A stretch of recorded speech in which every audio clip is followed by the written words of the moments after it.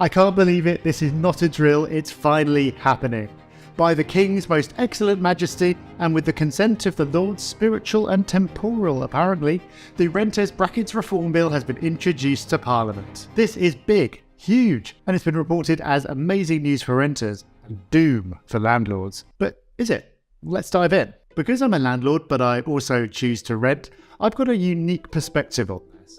One that'll probably annoy everyone by not going far enough in either direction. So having done my best to hack through the 89 pages of legal jargon, I'll share what it actually says to the best of my understanding and what I think about it.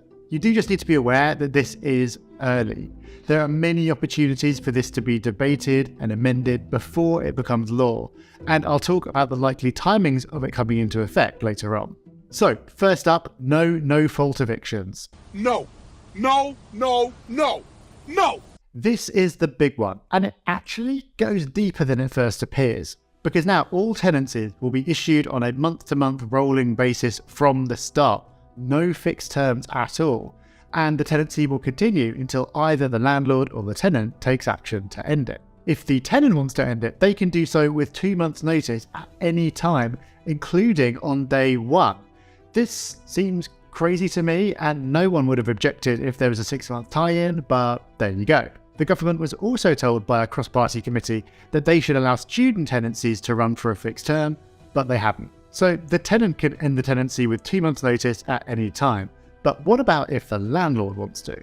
Well, there has to be a reason. That's the whole thing about getting rid of no-fault evictions. There's got to be a valid reason. And these reasons are getting a big overhaul, but there are 4 big ones. The first 2 relate to the behaviour of the tenant. The first is rent arrears, and there are a few ways that this can be triggered, including a new mandatory one for persistent late payment if a tenant goes into 2 months of arrears on 3 separate occasions. I believe that other than this new persistent arrears ground, the only other situation where a judge must grant possession is where there are more than 2 months of arrears, both on the days of submitting the notice and on the day of the court hearing. The second tenant-related reason is to do with antisocial behaviour, where the notice period has been shortened and the language has been changed. So this is one of the areas where the government is presenting this as protecting landlords. But what's going to concern landlords, and their kind of big objection to this whole thing, is that there's no longer any kind of shortcut that avoids court, which campaigners won't say, but is actually a big reason that no-fault evictions are used today. It's just quicker and easier than going through a process that can take months or years if you take it to court. This is something that a cross-party select committee was very focused on when they reviewed a previous government white paper.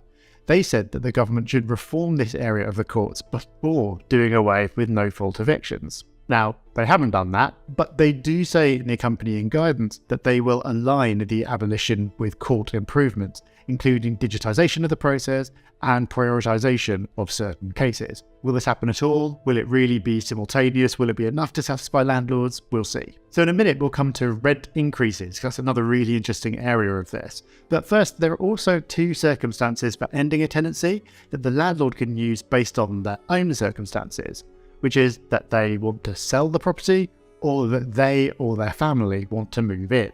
These reasons can't be used in the first 6 months of a tenancy, and they have to give 2 months notice. There's also a ban on remarketing the property to let within 3 months of using one of these reasons, which is designed as a pretty weak protection against these being abused. This is an area where, if you ask me, it would have been so easy to do more to protect tenants' interests, because it's really not their fault in any way if the landlord has a change of plans. And I don't think it's unreasonable to be given, say, 4 months notice of having to make a big change and uproot your whole family. And I also don't think it would be unreasonable to say you couldn't do this within the first year of a tenancy, because it doesn't seem right to me that someone might move in, go through all that hassle and aggravation, and then after 6 months be told, oh, actually, I want to move in, and they have to get out with 2 months notice. But there you go, that's how it's written. Okay, so you've now got a situation where a tenancy just goes on forever unless someone takes one of these valid actions to end it. So how will rent increases work then? Because often it's at the end of a fixed term at the moment that rent increases are discussed. I'll explain, but as I said, this bill will be amended as it goes through the process, so do make sure you subscribe to the channel because we'll be doing more videos like this to update you. Okay, rent increases. So rents will now only be able to be increased for once per year and 2 months' notice have to be given. Landlords will need to use a particular form that hasn't been published yet, and any rent review clause that's in the tenancy agreement will be invalid. When the tenant receives this notice, if they believe that the new amount is above the market rate, they can then take it to a tribunal to appeal it. The idea is that this prevents landlords from using this as a backdoor way to get people out by saying, your rent is now $1 million and they can't possibly pay it. But I'm still not clear on what would happen if the rent increase is valid but the tenant can't pay it.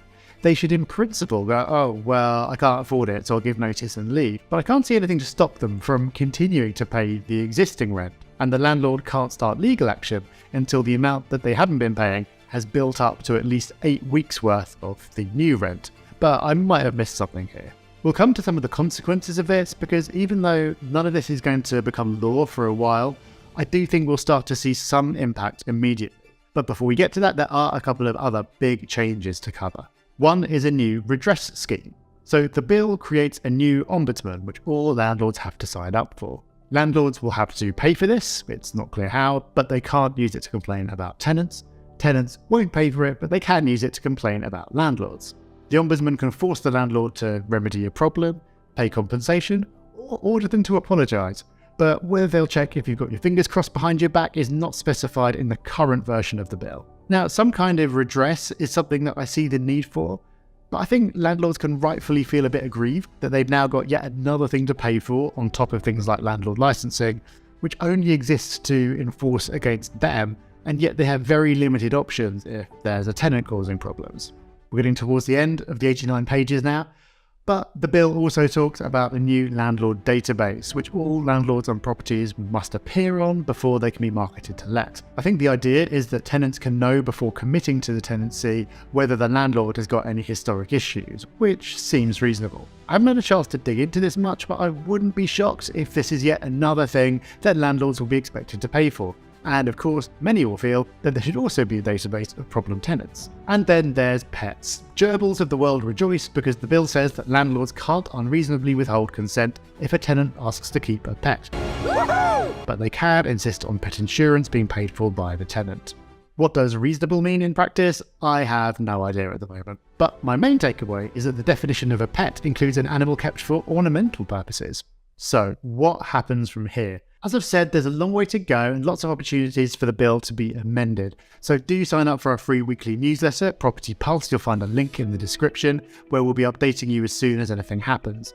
But the government does seem to be in a rush with this. The second reading is happening today as I record this, only the day after the bill was introduced, whereas the convention is for 2 weeks to pass between the first and second reading.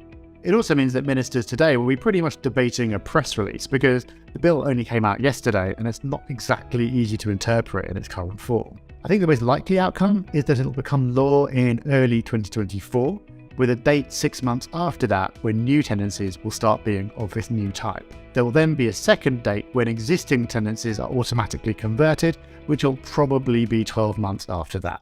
So, what will all this mean for both landlords and tenants? Well, landlords won't like me saying this, but they have a habit of working themselves up into a tizzy about supposedly world-ending changes that turn out to be a complete non-issue. One recent example was the banning of charging fees to tenants, which was supposed to result in Armageddon, but in fact just made the system fairer with almost no noticeable ill effects. So given that these are big and significant changes, I'm sure many landlords will take this as their cue to sell up and get out of the sector, so it'll be a bumper capital gains tax year for the government. If they do, then who cares? Their homes don't vanish, so they'll either be taken up by another landlord who is happy to operate under the new rules, or by someone who otherwise would have been renting. But more concerning, I think, is the amount of time that's going to elapse between now and no-fault evictions actually being banned. I imagine that we're going to see a flurry of no-fault evictions being issued starting now, because if you're even slightly concerned about your tenant's behaviour or ability to pay, it would seem logical to get them out now while you still can. And the same applies to rent increases too. It's also unfortunate that this has ended up finally happening at a time when rental properties are in short supply, so landlords have the upper hand. A natural consequence of it being harder to remove tenants is that landlords will be more picky about who they take on. So I do think applicants can expect to be put through the ringer even more than they currently are, which in some cases is a lot. But I mentioned a few times that a cross-party committee has already criticised the government's plans and suggested amendments, some of which have made it into the bill, but many haven't. So if you want to see in advance what amendments are likely to be made before it becomes law, then that's a document to look at. So keep watching this video where I explain what suggestions have been made and how likely they are to actually happen.